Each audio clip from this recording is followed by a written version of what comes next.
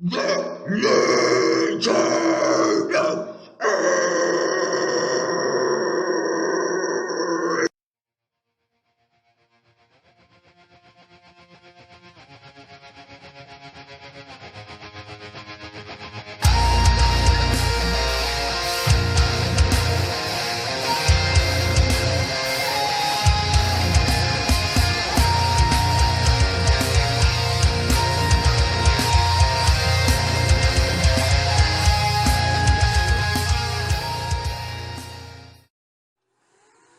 Good evening, brethren. Welcome to Legion L.O.A podcast. I'm your host, Scotty Sheepwolf Sunfall. Hope you all have a badass, blessed week. Many thanks to you for spending your Monday night at the Legion L.O.A. Tonight's episode is part 5 of the Defending God Evangelism track. This will be the main attraction to the core of the Defending God concept. As always, if you have any questions or concerns, you can contact me at ScottyBlade99 at gmail.com, or you can hit me up on Facebook. Also, you can request to join up the Badass Christian Militia Facebook group.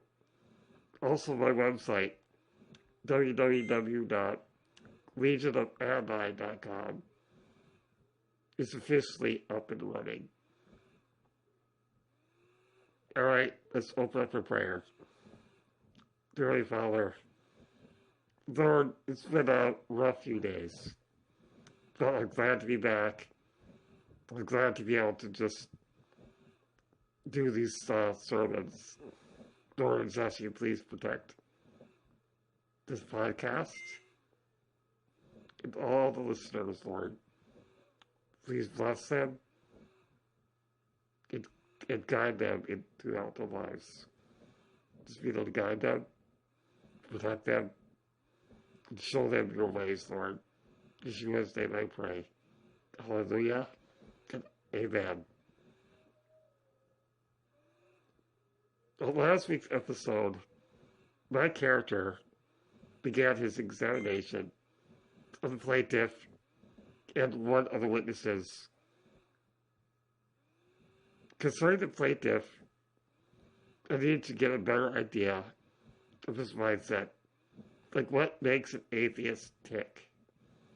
The summary of atheism, that it longs to create its own morality, free from the dictates of Christianity. Then I examined the agnostic side of things. An anti-agnostic gave us some valuable insight. He stated that the fight between Christianity and atheism just creates confusion. Agnostics are simply looking for answers, but instead they are pressured to pick a side when neither is providing definitive proof. My goal is to debunk the claims that atheism has stated about God and Christianity. I desire to clear the air of misconceptions and falsehoods. Okay, tonight we are going to have to endure another round of garbage from prosecutor Lucian Penta. Apparently he gets to harass the witness that I just examined, Mr. Agnostic.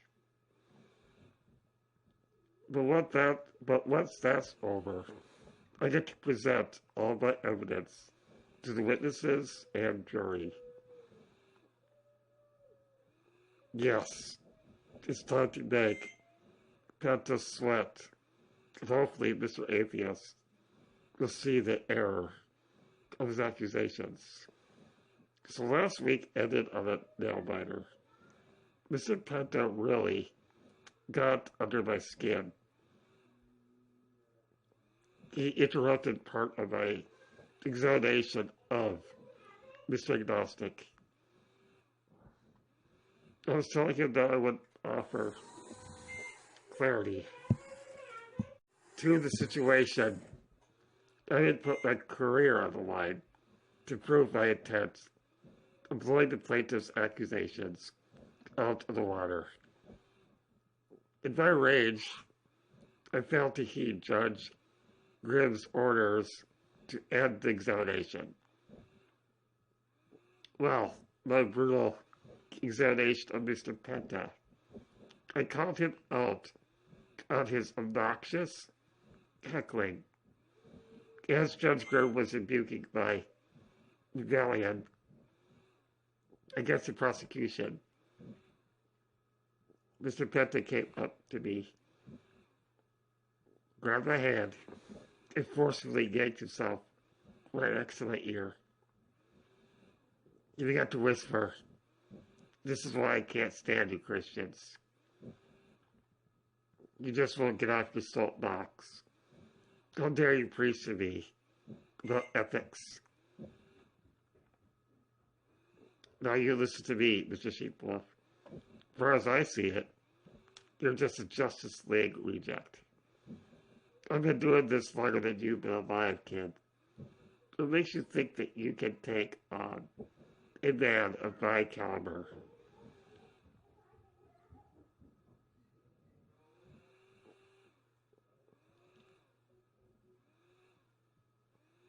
I said, "Order. Mr. Penta, step away from the defense. I've had it. With the lack of professionalism, will not allow this trial to become a circus act." Judge Grimm venomously belted out. Refusing to yield, Mr. Penta continued his hostile rant. "I didn't make you respect me, but I can see there's only one way to make you submit. Mr. Sheepwolf, I know that you long to protect the faith. You base your entire life around the defendant. All I need to do is separate you from Christianity. If I can turn you into a laughing stock of the faith, it will cast you out on the streets. I'll prove to you that God doesn't care about you. He's nothing but a fraud. You believe in vain. Your kind teaches that God is loving and merciful. What a joke. I used to believe in Santa Claus, but guess what? I grew up. Maybe it's time you did also. Mr. Sheepwolf, stop chasing fairy tales and get real. I believe your time has expired. Sit down and shut up, punk. It's time for the professional to do his work." And I smiled and I simply replied, "Pride before the fall."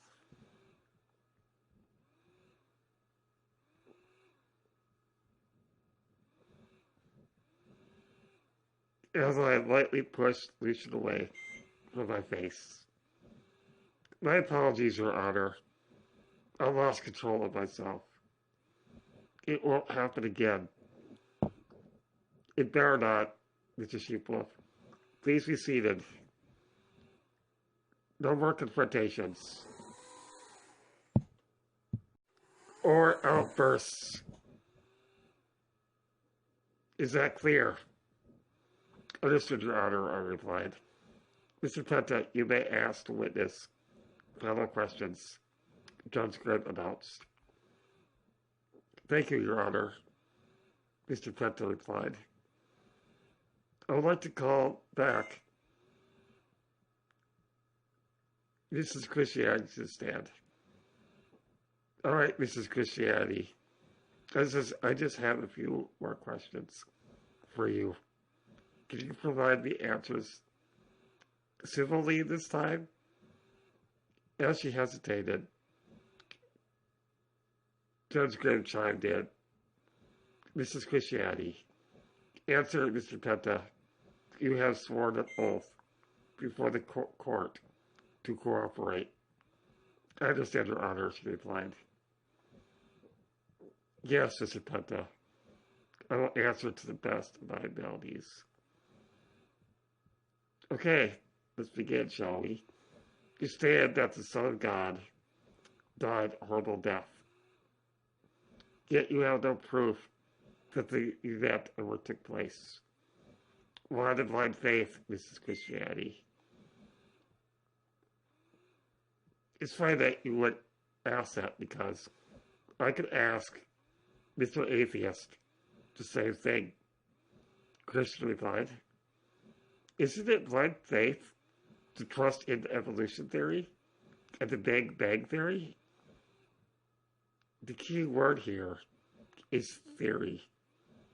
Doesn't it go against science to say something is fact when it's still considered a theory? In theory, if I recall, can only become truth when it's proven.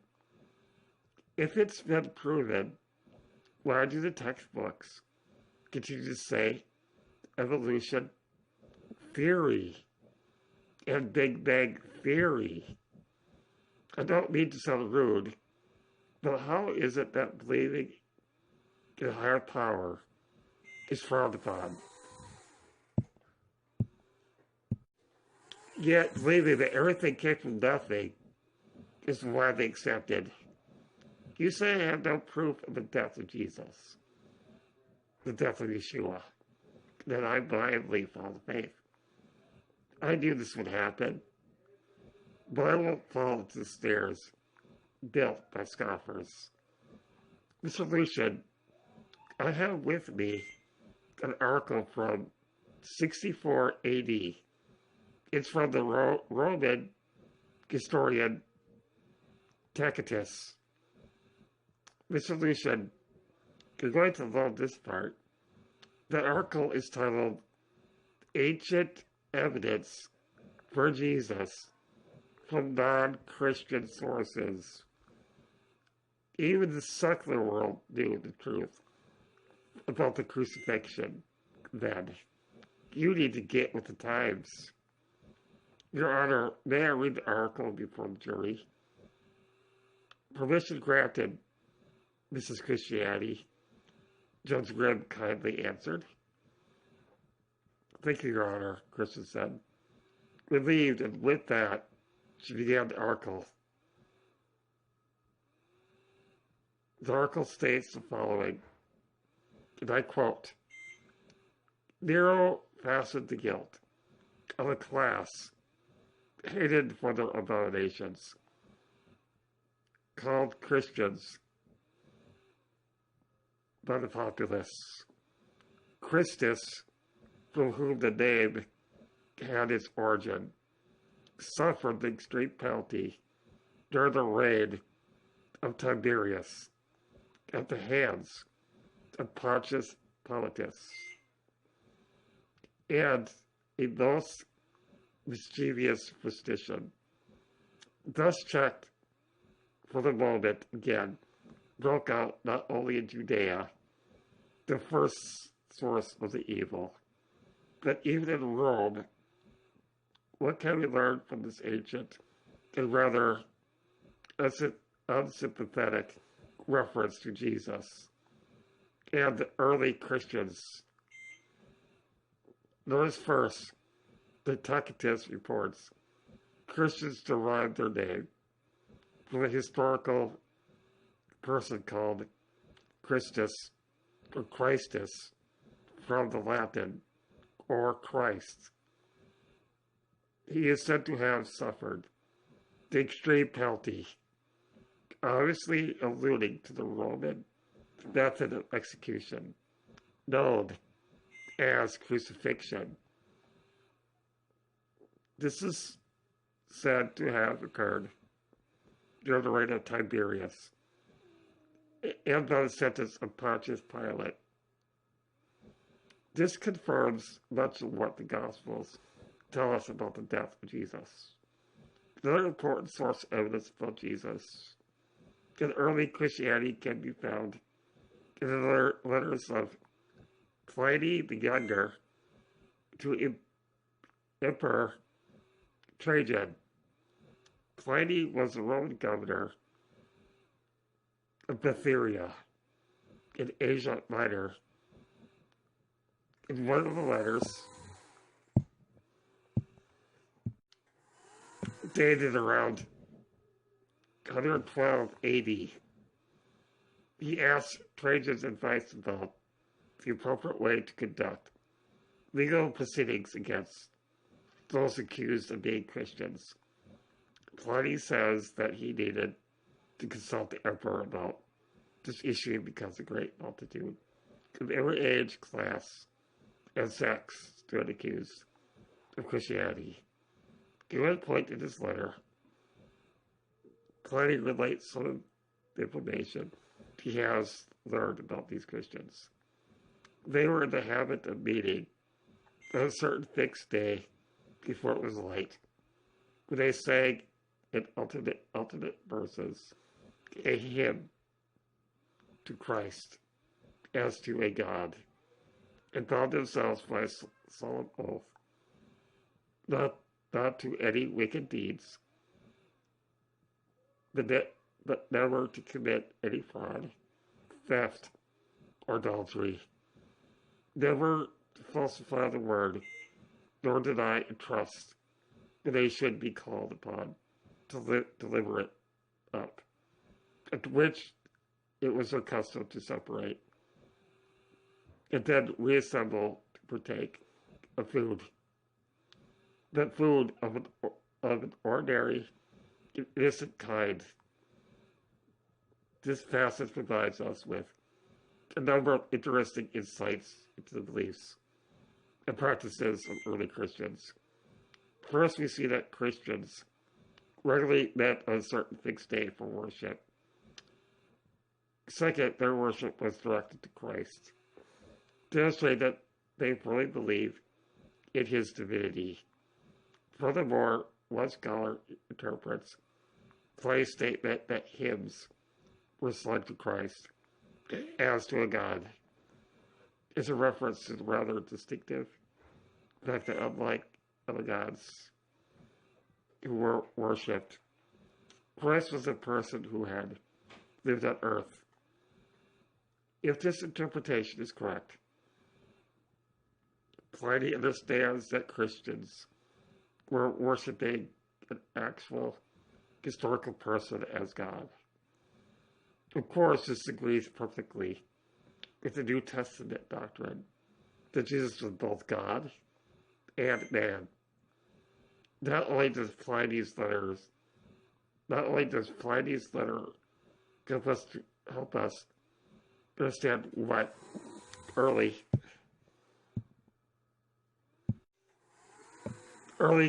Christians believed about Jesus' person. It also reveals the high esteem to which they held his teachings. For instance, Pliny notes that Christians bound themselves by a solemn oath not to violate various moral standards, which find their source in the ethical teachings of Jesus. In addition, Pliny's reference to the Christian custom of sharing a common meal likely alludes to their observance of communion and the love feast. This interpretation helps explain the Christian claim that the meal was merely food of an ordinary and innocent kind. They are attempting to counter the charge, sometimes made by non-Christians practicing ritual cannibalism. The Christians of that day humbly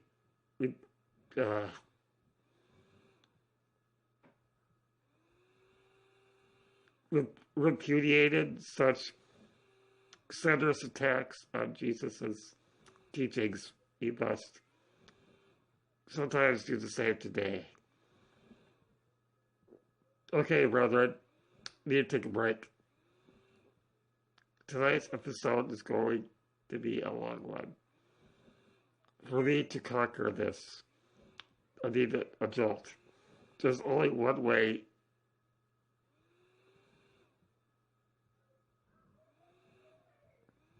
There's only one thing that'll deliver the power, and that's some metal.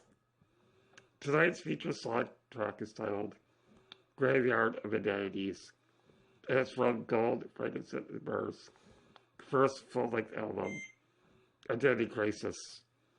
Identity Crisis. Hang on to your butts and prepare to be eviscerated. The lionesses of Christian metal. Oh yeah, it's fitting time.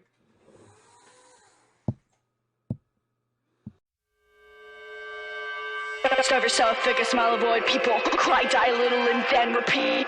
Starve yourself, fake a smile, avoid people. Cry, die a little, and then repeat.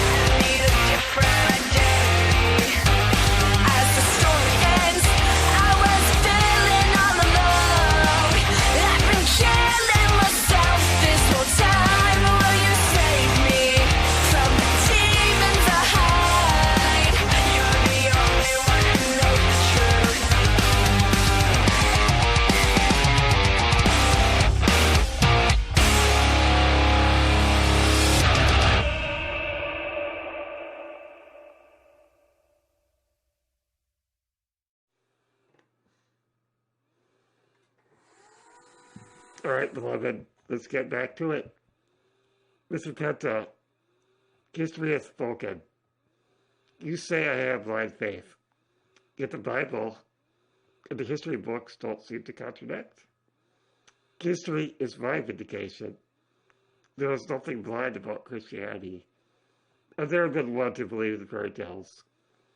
The crucifixion is yesterday's news. Mr. Penta, wake up. You deny the crucifixion means that you also deny the Black Flag, the Spanish Inquisition, the rise of communism and fascism, the Holocaust. Heck, you probably even deny that the Middle East takeover of ISIS and the beheading of Christians ever happened. Mr. Penta, you don't get to decide what is truth and what isn't.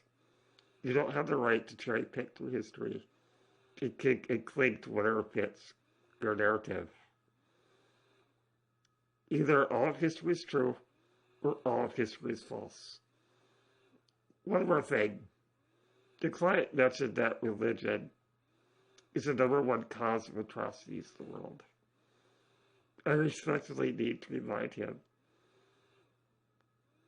that the instigator of the atrocities of the 20th century was politics, not religion. I can also name countless other atrocities that took place in the ancient world that had nothing to do with religion.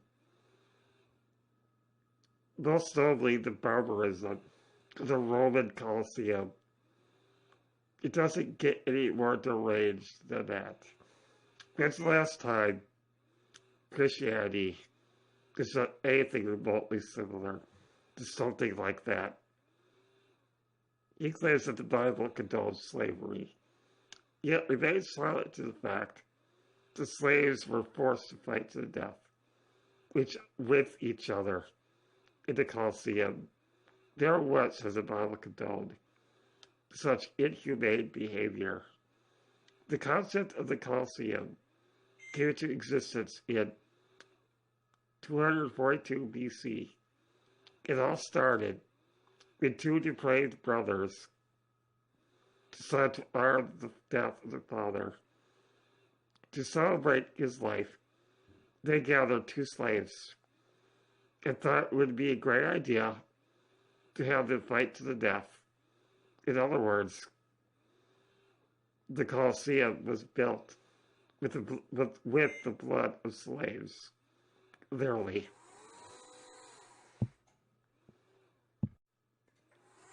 This is Christianity. Let me stop you right there.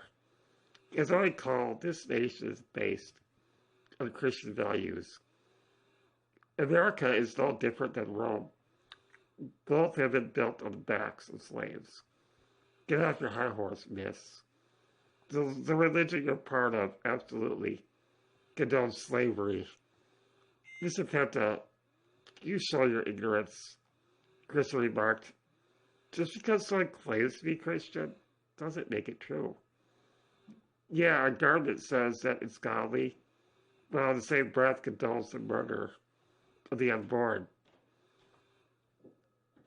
Please don't be dense, even though you hate Christianity. I know you're familiar with the Ten Commandments. Commandment number 6, thou shalt not murder. Our government is not Christian, not even close. It's so two-faced. There's a powerful verse that calls out people like that. If you read Matthew chapter 11, verse 8, it states the following: these people draw near to me with their mouth and honor me with their lips, but their heart is far from me. To be considered a true Christian, your actions need to match up with your words. If you see a Christian walk around claiming that he or she is a true Christian, always test the behavior and see if it matches up with attributes of Yeshua. The population of fake Christians has exploded in the last decade. We need to learn how to spot them. But many are liars, and the truth cannot be found in them. They're hypocrites, plain and simple. To answer your questions about America being no different than Rome, in truth, Mr. Penta, I already did. Those that took part in the kidnappings of the African people claimed that they had a God-given right to own slaves. Yet, if these so-called godly people actually read the Bible, they would be shocked to find out that God is not actually on their side. This is another great example of the importance of testing the fruit of Christians. If their actions go against Scripture, then it's safe to say that they are not true Christians.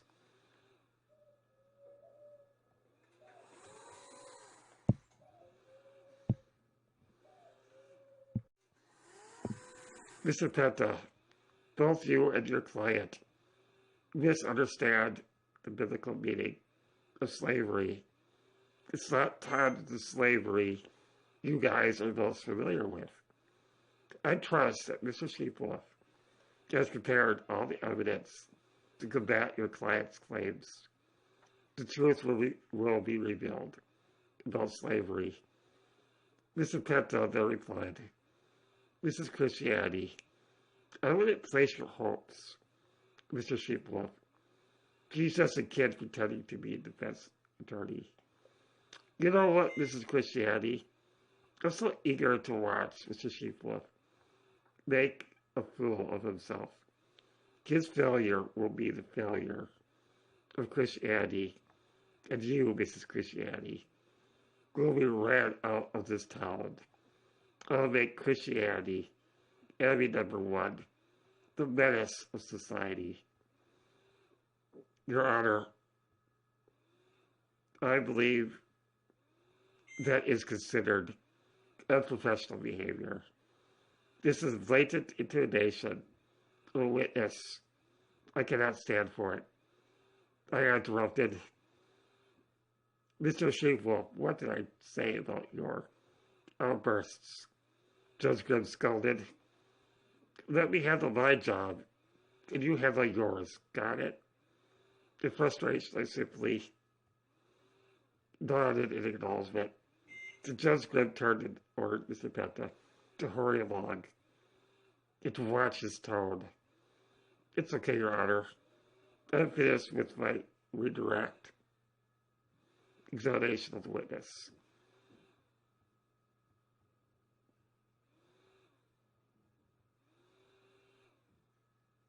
I rest my case. Mrs. Christianity, thank you. You may now leave the stand. Judge Grimm kindly ordered. Then he addressed the court.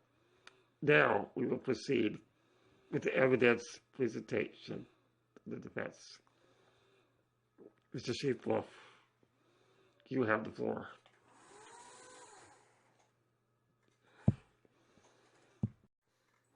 All right, brother, I'm sorry, but I won't be getting to the evidence portion of this episode. Next week will be all about the evidence. The truth concerning the 4 accusations made by the secular world. Anyway, Christian again dropped a few more bombs on Mr. Penta and with Mr. Atheist. She came prepared for a fight. As Christians, we always need to be ready to defend the faith, because scoffers abound, trying to place doubt into our minds. Until next time, stay frosty and slay on. Hoorah.